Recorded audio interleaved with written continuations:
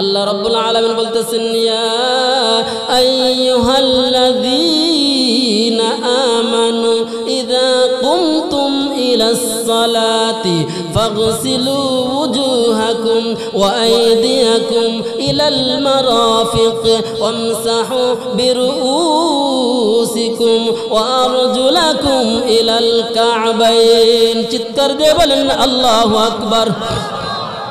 আল্লাহ রব্বুল আলামিন বলতেছে হে পয়গম্বর, পয়গম্বর সুন্দর করে ওযু করে নামাজ পড়ে, তারপর মালিক তার ডাকে সাড়া দেয় না। পয়গম্বর কান্না করে, মালিককে সিজদায় পড়ে কাঁদে। আল্লাহ রব্বুল আলামিন পয়গম্বরের কান্না কবুল করে নিয়েছে।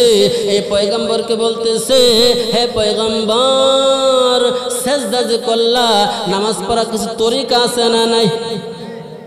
নামাজ পড়লে প্রথম তহারাত অর্জন করতে হয়। তহারাত কেমন করে অর্জন করতে হয়, ওযুটাও আমাদের শেখার প্রয়োজন আছে না নাই? ওযুর নিয়ম কারণ অনেকে জানি না, ঠিক আছে না? এরকম মানুষ